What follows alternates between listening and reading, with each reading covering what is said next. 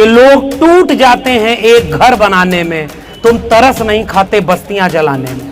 पूरा लोकतांत्रिक संस्थान ध्वस्त होते जा रहे हैं। इस देश के लोगों को भी सबक सीखना होगा कि ऐसा नहीं है कि आप लड़ेंगे तो ही मारे जाएंगे, आप चुप भी रहेंगे तो भी मारे जाएंगे। निशाने पर पहले है, दलित पहले निशाने पर है, आदिवासी निशाने पर पहले, और बलात्कारी लोग बाहर निकाल के माला पहनाए जा रहे हैं।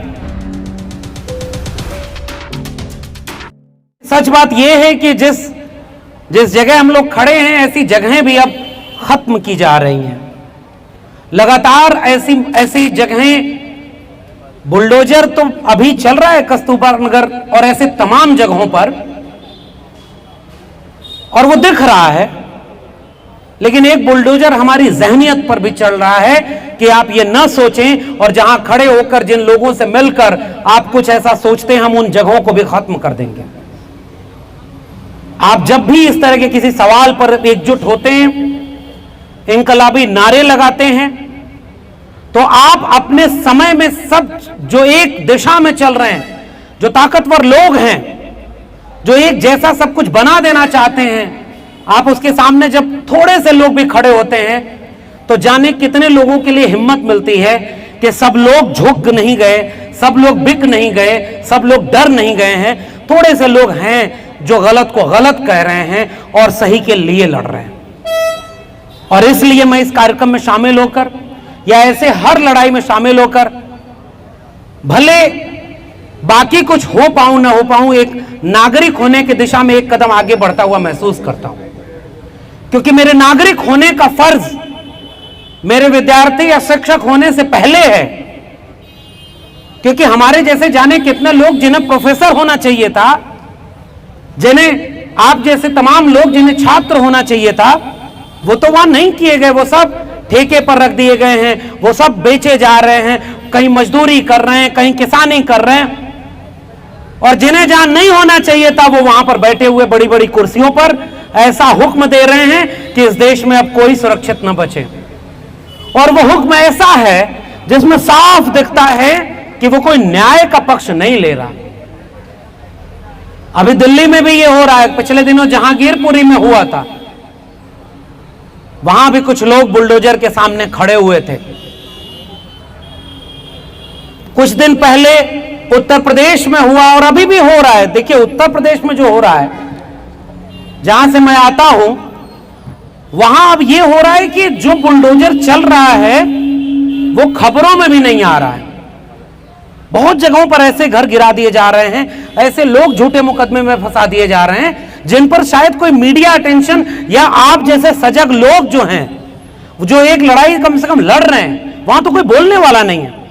और जो लड़ाई लड़ रहा था, आपको याद होगा, सिद्दीक कप्पन पत्रकार, और पत्रकार होकर के सिद्दीक कप्पन को यह साबित ही नहीं करने दिया गया कि उसका जुर्म क्या था। वो हाथरस जा रहा था अपनी रिपोर्टिंग करने, उसे ही साजिश करता बना दिया गया। और आज भी तमाम लोग इसी विश्वविद्यालय में, इसी जगहों पर खड़े होकर के, हमने जब तमाम सामाजिक न्याय की लड़ाइयां लड़ी, तो जो प्रोफेसर हमारे साथ खड़े थे, वो 2 साल हो गया आज जेल में है। प्रोफेसर हनी बाबू, हम उन्हें नहीं बचा पा रहे। प्रोफेसर साई बाबा उन्हें नहीं बचा पा रहे। प्रोफेसर आनंद तेलतुंबड़े, उमर खालिद सैफी, जाने कितने लोग आज भी जेल में। तो उनकी लड़ाई कौन लड़ रहा?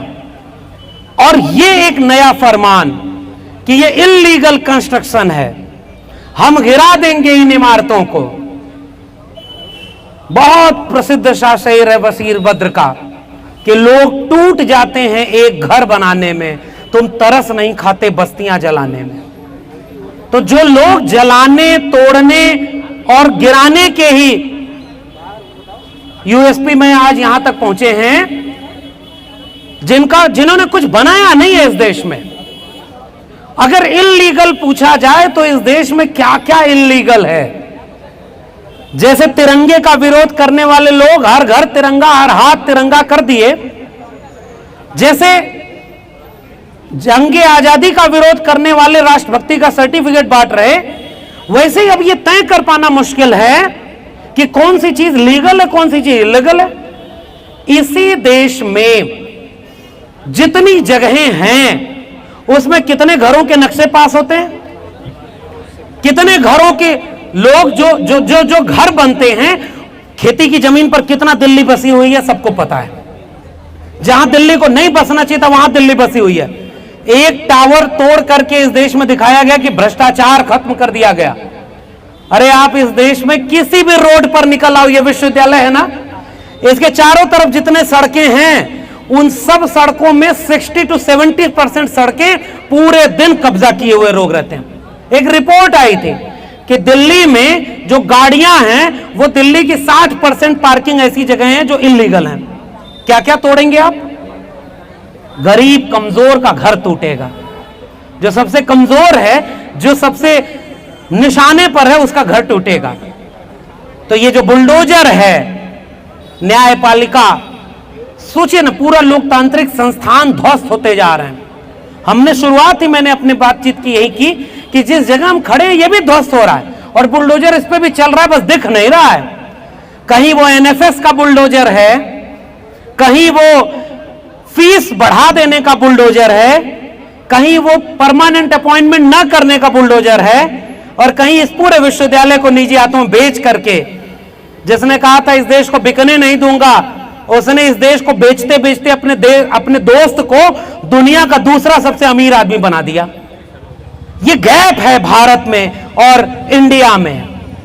हम जो भारत के लोग, जो भारत के संविधान की प्रस्तावना है, वो खतरे में है।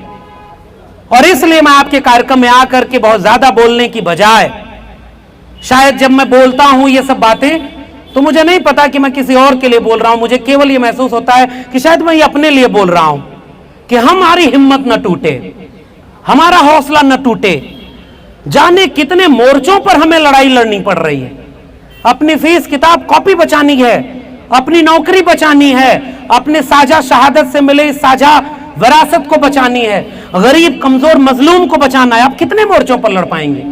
लेकिन फिर भी मैं सल्यूट कर रहा हूं लड़ने वाले तमाम छात्र संगठनों को, जिन्होंने एक साझा मंच बनाकर इस पूरे विश्वविद्यालय परिसर को इसके निर्जीव होने से बचाया है, इसे सजीव बनाए रखा है। इसलिए जो लोग, देखिए लड़ाई बिल्कुल साफ है, ये लड़ाई भारत के संविधान और उसके बाद सबका भारत बनाने वाले लोगों और विचारों के सामने उनसे लड़ाई है जो शुरू से संविधान विरोधी रहे हैं, जिन्होंने संविधान को अब कभी कबूल नहीं किया। आप इल्लीगल, क्या भारत के संविधान की प्रतियां जलाना दिल्ली में इल्लीगल नहीं है? क्या नया संविधान, भगवा संविधान बना करके इस देश को हिंदू राष्ट्र करने के लिए रोज भाषण देना इल्लीगल नहीं है? कौन जेल में है उसके लिए?